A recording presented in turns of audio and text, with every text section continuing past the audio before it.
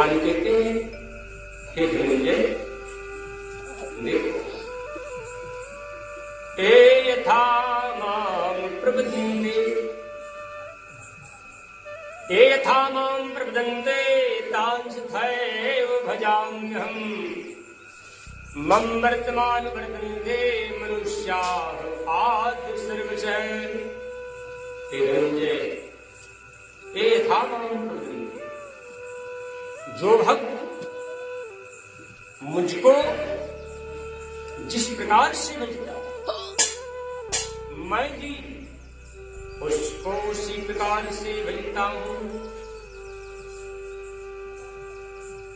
जिस भाव से भजता मैं भी उसको उसी भाव से भजता हूं।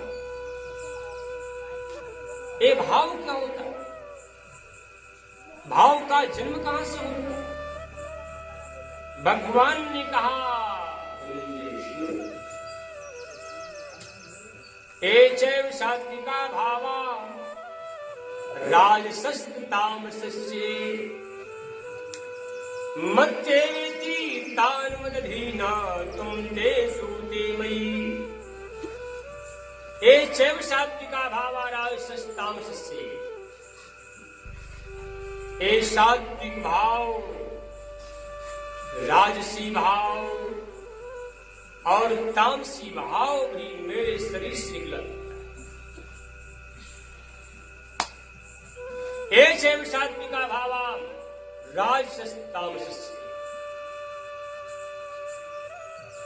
ये सात्विक भाव, राजसी और तामसी भाव मेरे शरीर से निकला करता है। मनुष्य के अंदर इस तीनों भाव, इन तीनों भावों का तिरोभाव है। ये तीनों गुण सब में विद्यमान है। त्रिभिर्गुणमय भाव सर्वमिदं जगत्, इसी त्रिगुणात्मक माया से ये संसार बना है और इसी तीनों गुणों के द्वारा प्राणी के अंदर भाव उत्पन्न हुआ करता है। सद्गुण से सात्विक भाव, रजगुण से राजसी भाव, तमगुण से तामसी भाव। जैसा गुण वैसा भाव और जैसा गुण वैसा भाव, वैसे ही मेरे स्वरूप का वो दर्शन करता है। लेकिन भगवान ने कहा कि यहाँ विषय मेरा है, मेरी प्राप्ति का प्रकरण है। अर्जुन, कल्याण चाहने वाले को सद्गति, शांति चाहने वाले को राजसी भाव, तामसी भाव का त्याग कर देना चाहिए और सात्विक भाव को हृदय में रखकर इस सात्विक भाव को भी निर्मल बनाकर, विशुद्ध बनाकर, सात्विक भाव को निर्मल बनाकर, इस सात्विक भाव से निर्मल अपने शरीर को पवित्र बनाकर, सात्विक निर्मल भाव से अपने शरीर को निर्मल बनाकर, अपने आत्मा को निर्मल बनाकर, जो प्राणी मुझे समर्पित कर दे उसका जीवन, उसका पुरुषार्थ, उसका परिश्रम सफल हो जाता, क्योंकि मैं सदा भाव में बसता हूं, क्योंकि मैं सदा भाव में वास करता हूं। बिना भाव किसी काम भजन, सावन बिन बरसात बिना, अखंड कवि कल्पना कविता नहीं सुहाग। बिना भाव का भजन नहीं। जिस कवि के कल्पनाओं में अखंडता नहीं, उस कविता का कोई महत्व नहीं। जो कट गया, जो यथार्थ नहीं बना, जिससे स्थिर प्राप्ति नहीं हुई, जिसका कोई स्तंभ नहीं बना, ऐसे कविता से क्या लाभ? जिस कविता में राम नाम नहीं, जिस कविता में शांति नहीं, जिस कविता में सदाचारिता नहीं, जिस कविता में धर्म नहीं, जिस कविता में भक्ति नहीं, जिस कविता में परमात्मा का सांग पांग वर्णन नहीं, जिस कविता में तत्व का वर्णन नहीं, तत्वानुभूति नहीं, ऐसे कविता का क्या लाभ? कविता हो कवियों की, लेकिन उसमें अखंडता हो, जो कटने न पाए, जो परमात्मा को, धर्म को, भक्ति को, शांति को प्रदान करे। जहां भाव नहीं वहां भगवान नहीं। एक कथा बताता हूं शांति को, इसे ग्रहण करेंगे। एक बार भगवान श्री कृष्ण द्वारिकाधीश मधुसूदन अंतर्यामी वासुदेव श्री कृष्ण अपने आसन पर विराजमान थे।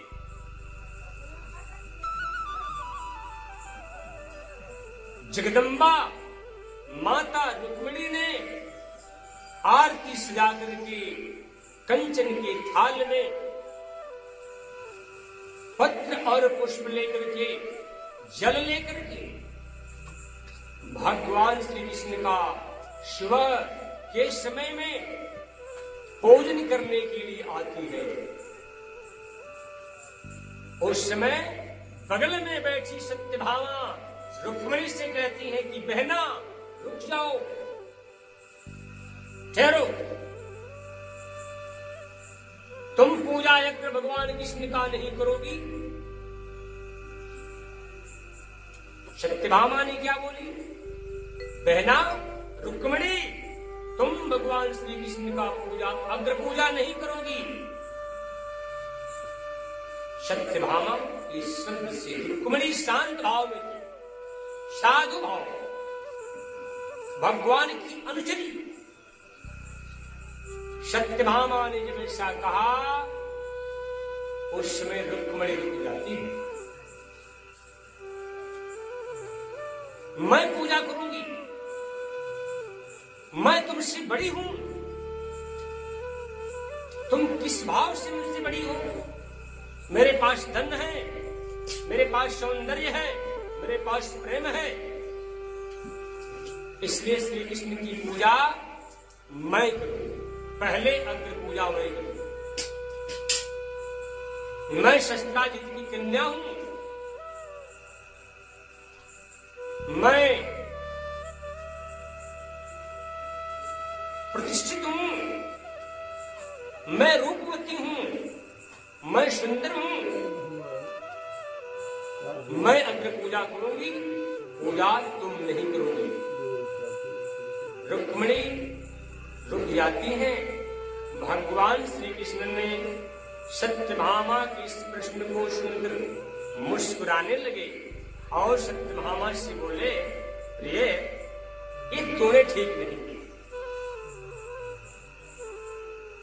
प्रभु ने सोचा कि सत्यभामा कहती है कि मैं बड़ी, रुक्मिणी को तो बड़प्पन का भाव नहीं, लेकिन इन दोनों को कैसे भगवान श्री कृष्ण ने विचार किया। सत्यभामा कहती है कि मैं बड़ी, मैं अग्र पूजा करूंगी। भगवान ने इस भ्रम को मिटाने के लिए, इस संदेह को मिटाने के लिए रुक्मिणी से कहा, प्रिय, सत्यभामा से कहा, तुम दोनों मेरे साथ आओ। सत्यभामा तुम भी, रुक्मिणी तुम भी मेरे साथ। भगवान श्री कृष्ण ने एक तराजू के पास गए, दोनों अपने पत्नी को लेकर तराजू के पास गए। सत्यभामा से भगवान मधुसूदन श्री कृष्ण जी ने, अंतर्यामी भगवान ने कहा, सत्यभामा तुम्हें अपने सौंदर्य का गर्व है, तुझे पिता के दिए हुए असमंतक मणि का गर्व है, तुझे धन का गर्व है, अलंकार का आभूषण। मैं इस तराजू के पल्ले पर एक पल्ले पर बैठने जा रहा हूं, में तुम मुझे पैसे से अगर वजन करना चाहती हो, द्रव्य से अगर वजन करना चाहती हो तो करके देख लो। मैं इस तराजू के पल्ले पर बैठने जा रहा हूं और इस तराजू के दूसरे पल्ले पर तुम गहना रखो, जितना तुम्हारे पास पिता का दिया हुआ संपत्ति। सत्यभामा ने तुरंत तिजोरी खोली। पिता ने जो दहेज में दिए थे अलंकार अनेकों प्रकार का, चांदी का, सोना का, मणि का, माणिक, सभी अलंकारों को सत्यभामा ने तराजू के दूसरे पलड़े पर रख देती हैं। एक पलड़े पर भगवान श्री कृष्ण बैठे हुए हैं, एक तराजू पर अनेकों प्रकार के मणियों के द्वारा हुए बने गहने रख दिए। तो भी भगवान श्री कृष्ण जमीन पर ही अभी पलड़ा जमीन पर है बैठे। रुक्मिणी सत्यभामा से भगवान ने कहा, सत्यभामा अभी पलड़ा नीचे है, मैं नीचे हूं और रखो जो रखना हो। सत्यभामा को याद आया कि पिताजी ने हमें असमंतक मणि दिया है, जो कि 20 मन सोना प्रतिदिन पैदा हुआ करता था। भगवान सूर्य का दिया हुआ असमंतक मणि, जिस असमंतक मणि से 20 मन सोना प्रतिदिन पैदा होता था, उस असमंतक मणि को भी सत्यभामा ने उस गहने वाला पलड़े पर रख दिया, जो कि 20 मन सोना पैदा करने वाला प्रतिदिन है। तो भी भगवान उस पलड़े से नहीं उठे। भगवान श्री कृष्ण ने कहा, सत्यभामा कुछ और बचा हो वो भी रख लो। तुम मुझे पैसे से, द्रव्य से, गहने से तोलना चाहती हो, अपने सौंदर्य से तोलना चाहती हो, तौल कर दे।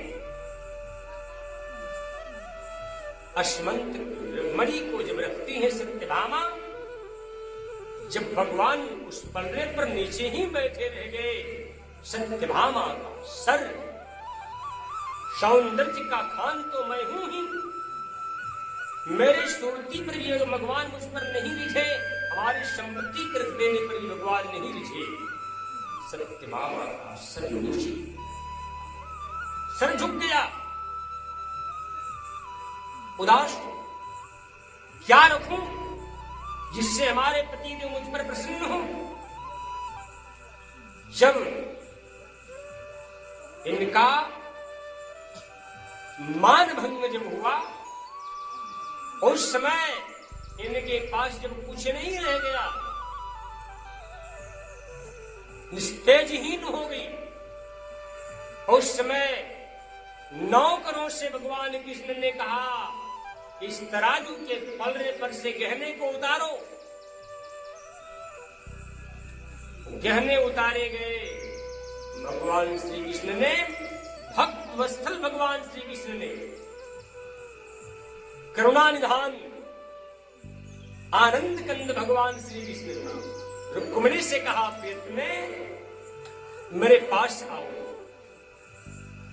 मेरे नजदीक। हाथ जोड़कर रुक्मिणी भगवान के सामने खड़ी हो गई। भगवान श्री कृष्ण ने कहा, प्रिय अपने फूल के गजरे में से, अपने फूलों के गजरे में से एक फूल निकालो और इस तराजू के पलड़े पर रख दो। जो आज्ञा स्वामी। रुक्मिणी ने अपने फूलों के गजलों में से एक फूल निकाल लेती है। उस फूल को लेकर के रुक्मिणी देख रही है कि जिन भगवान का वजन असमंतक मणि नहीं कर पाई, असमंतक जो 20 मन सोना प्रतिदिन पैदा करने वाले, जिन भगवान का वजन लगाने वाला न शेषनाग पैदा हुए, न तो वेद न भगवान शंकर ब्रह्मा आदि भी जिनके महिमा का पता नहीं कर सकते, भला एक फूल भगवान का वजन कैसे करे?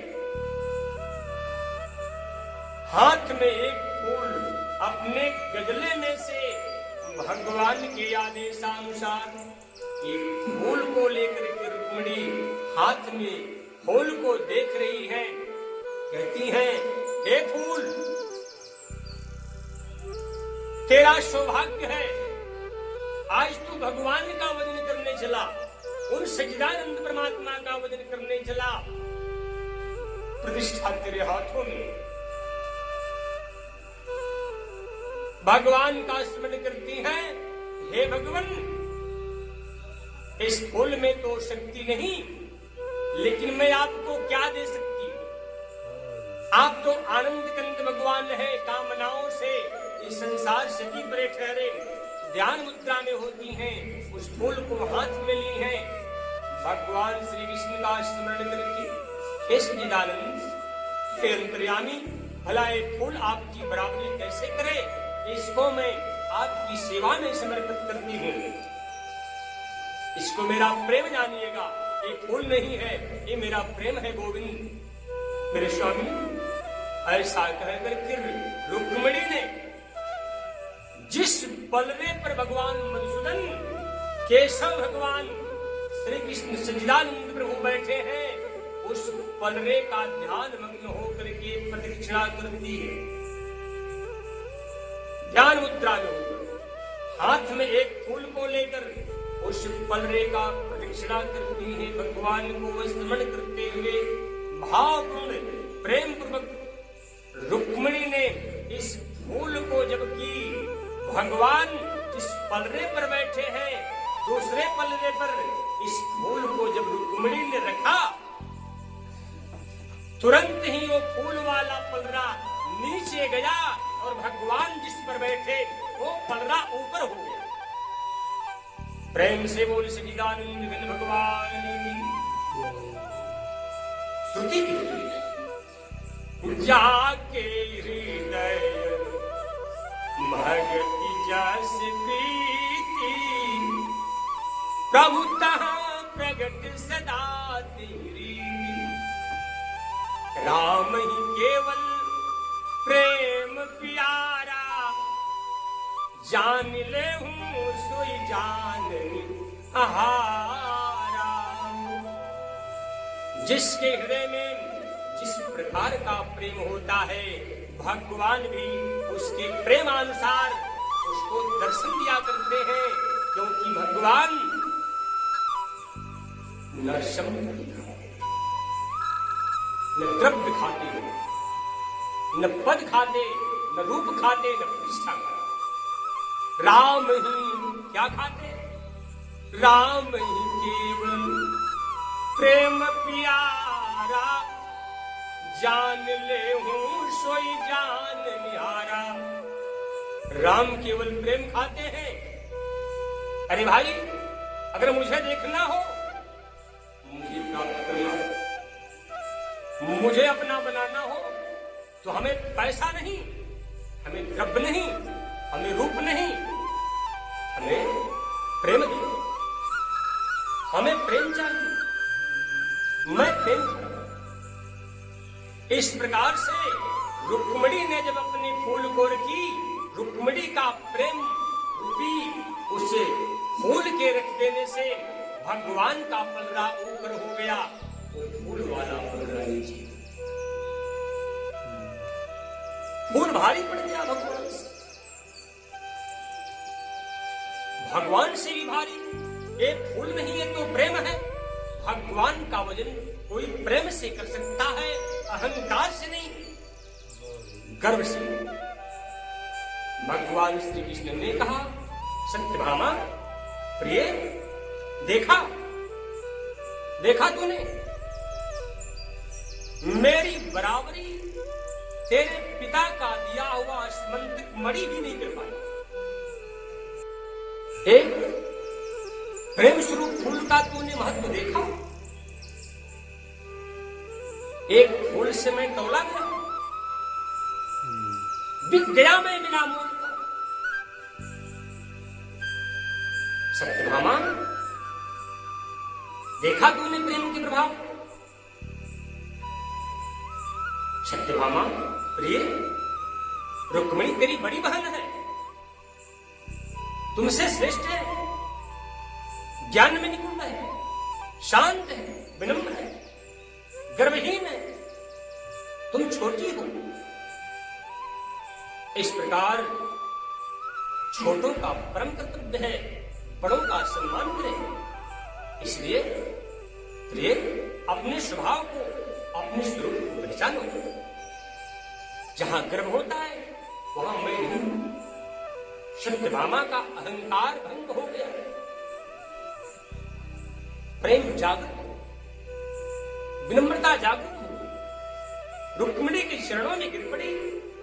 बहना, मुझे क्षमा कर दो, क्षमा कर दो बहन, मैं तो गर्व के कारण, अहंकार के कारण तुमको नहीं पहचानता।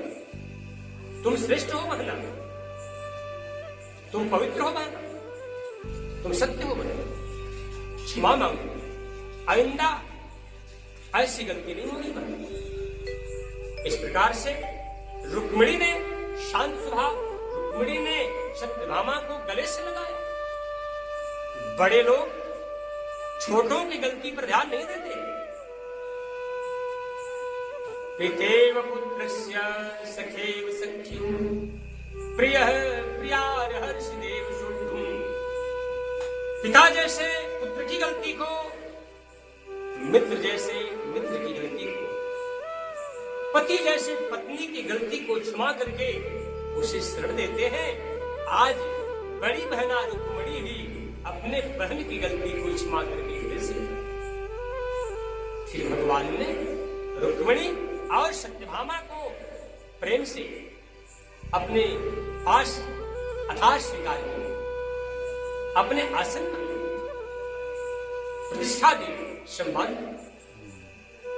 इसलिए अगर आज भी आप भगवान को चाहते हैं तो आपको भी मर्यादाओं का ख्याल, सदाचार का, शिष्टाचार का ध्यान रखना चाहिए।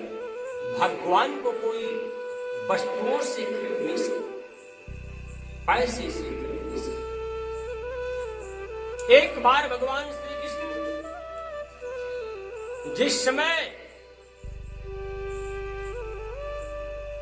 12 वर्ष का वनवास और 1 वर्ष का अज्ञातवास पूर्ण हुआ, भगवान श्री कृष्ण ने पांडवों की ओर से शांति दूत बनकर गए। धृतराष्ट्र के पास शांति प्रस्ताव दिया। दुर्योधन को जब पता लगा कि श्री कृष्ण आ रहे हैं, केवल देखावटी रूप में अपने गांव को सजवाया, गलियों को सजवाया, चौराहों को सजवाया, जगह जगह पर ध्वजा लगवाया, बंधनवार लगवाया, वंदना करने वालों को लगवाया। भगवान श्री कृष्ण शांति दूत बनकर के हस्तिनापुर गए। जब हस्तिनापुर प्रवेश करते ही दुर्योधन की ऐसी व्यवस्था थी कि भगवान के शरीर पर फूलों की वर्षा हो रही, स्वागत फूलों की घड़ी। दुर्योधन के द्वारा वंदित होकर भगवान जब अंदर गए, महल में गए, उस समय दुर्योधन ने भगवान श्री कृष्ण को कहा कि मेरे घर भोजन करना है, मेरे घर। भगवान ने कहा दुर्योधन तुम्हारे घर भोजन, तुम्हारे घर भोजन क्यों? तुम्हारे घर भोजन तो मैं नहीं करूंगा, क्योंकि भोजन प्राणी तीन परिस्थिति में करता है। भोजन प्राणी तीन परिस्थिति में करता है। या तो भूख लगी हो, या तो भूख लगी हो, या तो खिलाने वाले के पास प्रेम हो, या खिलाने वाला जबरदस्त हो। दुर्योधन, मुझे भूख भी नहीं लगी, मैं भूखा नहीं हूं, और मैं प्रेम खाता हूं, और तेरे पास प्रेम भी नहीं है। दुर्योधन, मैं प्रेम खाता हूं और तेरे पास प्रेम भी नहीं, और हमसे तुम बलवान भी नहीं हो कि तुम मुझे डांट कर खिला सकते हो। दुर्योधन सुनो, भोजन तुम्हारे घर में नहीं करूंगा, भोजन तो मैं करूंगा विदुर जी के घर, विदुर जी के घर भोजन मैं करूंगा। ऐसा कहकर के भगवान श्री कृष्ण भक्तों को सुख प्रदान करने वाले भक्त रस, ऐसा कहकर के दुर्योधन के महल में और सीधे विदुर जी के घर चले गए। काकीश्री, काकीश्री, काकीश्री, आप कहां हो? मुझे भूख लगी है, हमें भोजन दो। काकीश्री, काकीश्री कहते भगवान श्री कृष्ण महल में प्रवेश कर गए। उस समय विदुरानी अर्धनग्न स्नान कर रही थी, अर्धनग्न होकर स्नान कर रही थी। भगवान श्री कृष्ण ने उस समय काकीश्री, काकीश्री कहते महल में प्रवेश कर गए। कृष्ण की आवाज जब कानों में पड़ी, विदुरानी को उस समय कृष्ण की आवाज सुनकर के कृष्ण भूखे, हमारे कृष्ण भूखे आ रहे हैं, भोजन मांग रहे हैं, उसी अर्धनग्न वस्त्र में दौड़ पड़ती, कैसे जैसे ब्याई हुई गाय बछड़े के पीछे दौड़े। कृष्ण की आवाज विदुरानी के कान में गया, भगवान कृष्ण भूखे, हस्तिनापुर आए हैं, पांडवों के यहां से आए हैं, कब से भोजन किए हैं न जाने, भूखे हैं, अर्धनग्न ही दौड़ पड़ी। उस समय विदुरानी ने घर में केला रखे थे और झट तुरंत केले को उठाती है और केला को सामने लेकर आई। केले के छिलके को, केले के गुद्दे को निकाल कर बाहर फेंक रही है और केले के छिलके को भगवान को खिला रही है। केले के अंदर वाला जो मूल पार्ट है उसको बाहर फेंक रही है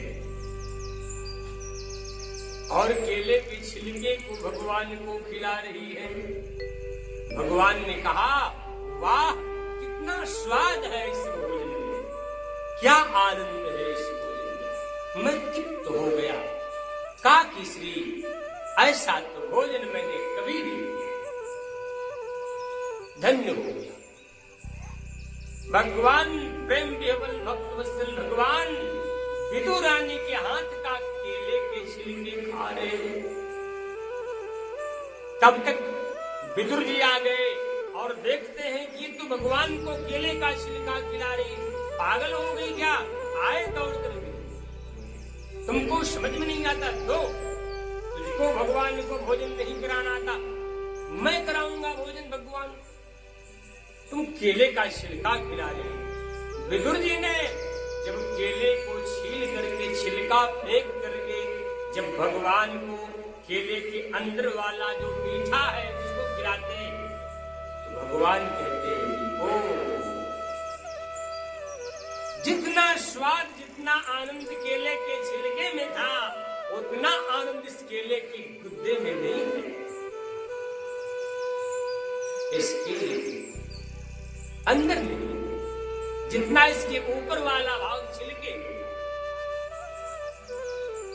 इस प्रकार विदुर रानी से विदुर जी ने कहा, अरे तीर्थ में अपने वस्त्र का तो ख्याल करो और नग्न हो जाकर वस्त्र तो बदल लो। तब तक याद आया कि मैं तो स्नान कर रही हूं, अर्धनग्न हूं। दौड़ करके घर में गई विदुर रानी और वस्त्र बदल करके आती है और भगवान के चरणों से लिपट गई। भगवान का दर्शन करके फिर भगवान जल ला करके पवित्र जल निर्मल कर ला करके भगवान को आसन पर बैठा करके उसमें चरण को पखारती है। पत्रम पुष्पम फलम तोयम यो मे भक्त्या पृच्छति तदहं भक्ति प्रयंतमस्मन्ति प्रयतात्मनः। प्रेम से बोलिए सच्चिदानंद भगवान की। उसके बाद भगवान को स्नान करवाकर जल से, फिर भगवान को पत्र से, भगवान की पत्र से, पुष्प से, जल से पूजा करती है। इसके बाद भगवान को भोजन कराने के लिए विधिवत भोजन का प्रबंध। तब तक भगवान श्री कृष्ण को लेने के लिए द्रोणाचार्य के साथ विषम पितामह आ गए, कृपाचार्य आ गए। सब लोगों का आदर विदुर जी ने अपने महल में किया, सबको उचित आसन देते हैं, सबका स्वागत करते हैं। विषम पिता ने कहा, विषम पितामह ने कहा, विदुर जी तुम्हारा बड़ा सौभाग्य, तुम तो धन्य हो गए जिसके घर भगवान पधारे। भगवान श्री कृष्ण से कहते हैं, भगवान श्री कृष्ण से कहते हैं विषम पितामह, ऐसा है गोविंद, हे नारायण, मेरे दुर्योधन के यहां भोजन आप नहीं कर सकते तो हमारे महल में चलिए। विषम पितामह से भगवान श्री कृष्ण ने कहा, हे दात्री, हे देवव्रत, मैं आपके यहां भी भोजन दूंगा आज।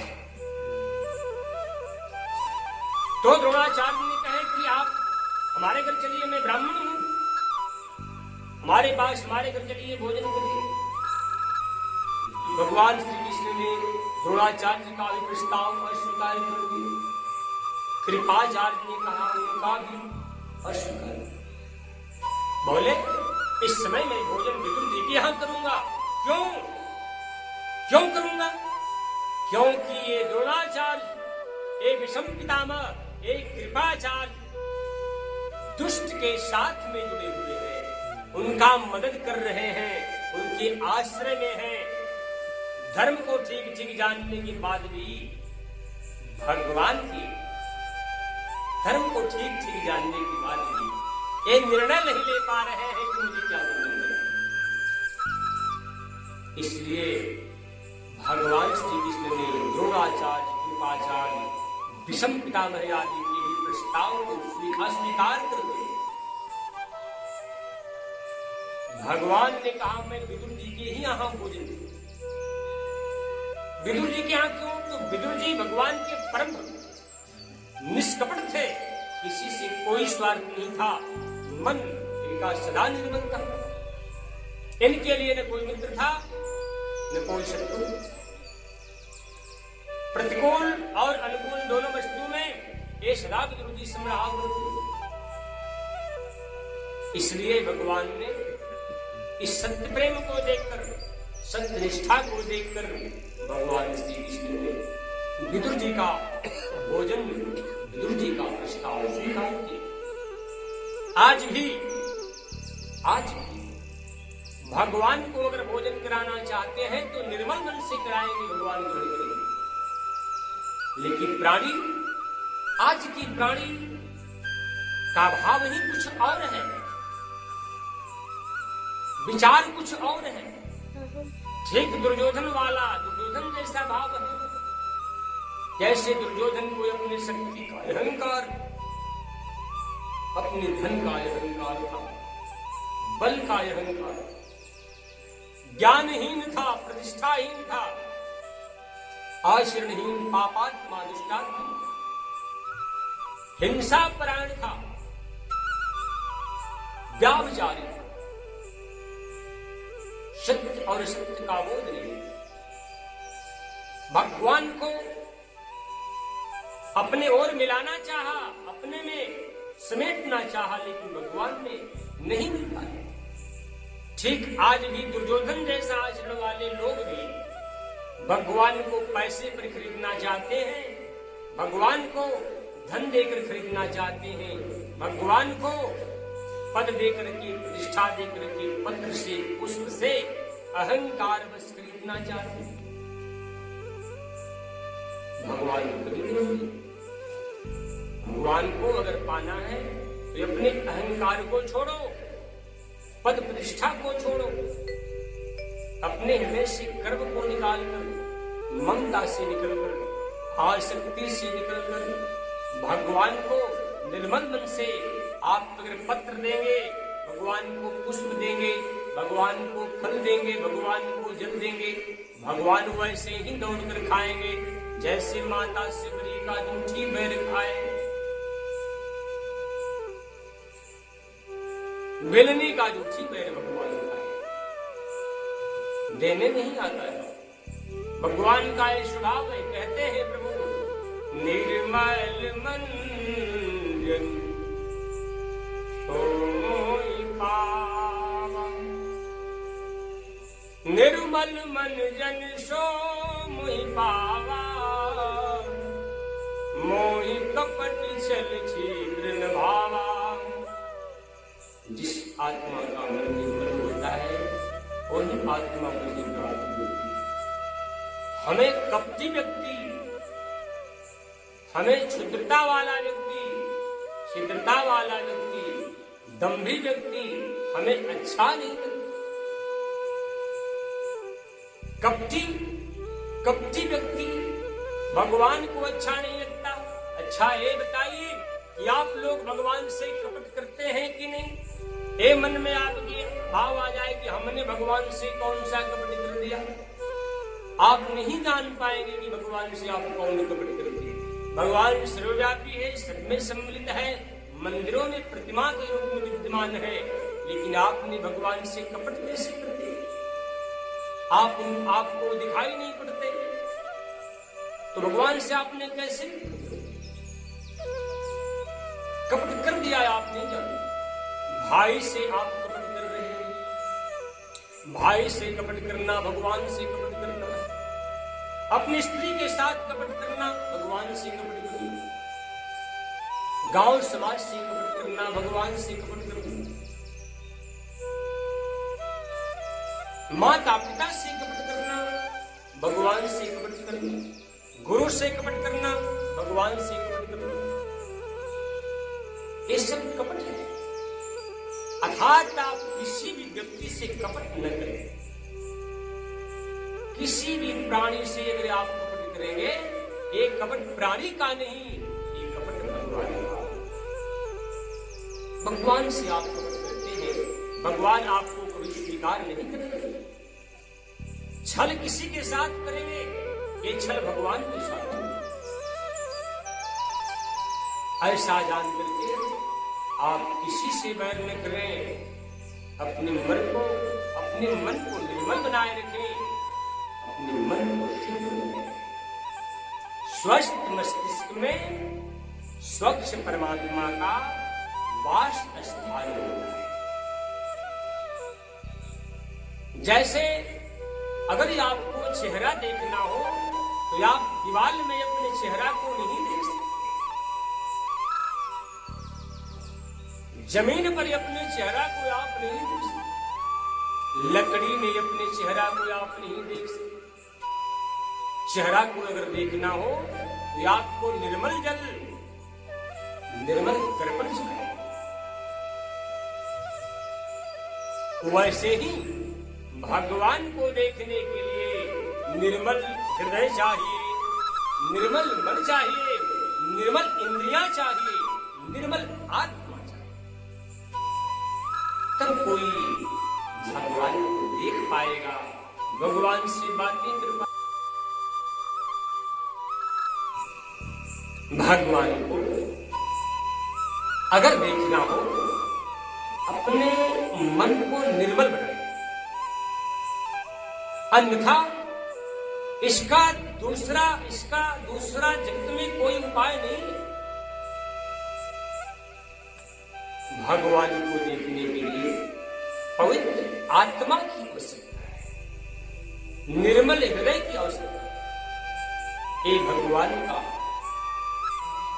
यही सत्य संकल्प है, भगवान का यही सत्य निष्ठा है, भगवान का यही सत्य आवाज है जिज्ञासुओं के लिए, सेवकों को। अगर आप निर्मल बने तो भगवान आपके साथ है।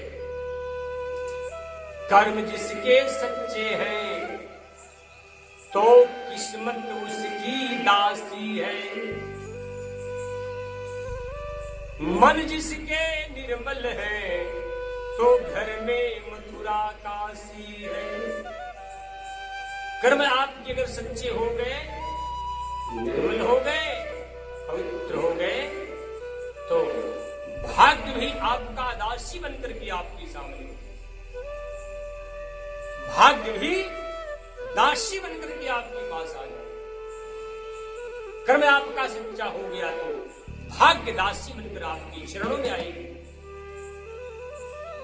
जिस दिन आपका मन निर्मल हो गया, उसी दिन आपका हृदय ही एक काशी बन जाएगा, एक तीर्थ स्थल बन जाए, एक कैलाश बन जाए, एक प्रयागराज बन जाए, अयोध्या में। जिस दिन आपका हृदय निर्मल होगा, ऐसा जानकर अपने हृदय को काशी बनाने का अभ्यास करें। मथुरा, वृंदावन, गोलोक धाम, क्षीर सागर बनाने का अभ्यास करें। हृदय आपका अगर पवित्र हुआ, ये भगवान का परम धाम हो जाता है। भगवान सदा बसते हैं भक्तों के हृदय में। भगवान कहते हैं कि हे पार्थ, मैं कहां रहता हूं, इसे सुनो। जीतात्मनः प्रशांत परमात्मा समाय। जीते हुए अंतःकरण में मुझ परमात्मा का वास स्थान होता है। शीतोष्ण सुख दुखेषु पहचान क्या है, तथा मानापमान्यो। ओ भक्त, सर्दी में भी सम होता और गर्मी में भी सम होता, मान में भी और अपमान में भी सम होता है। ऐसे हृदय में मैं सम्यक प्रकार से वास करता हूं। पार्थ, गीता में भगवान ने अपने स्थान को स्पष्ट कर दिया। संसार में ईश्वर की भक्ति क्या है?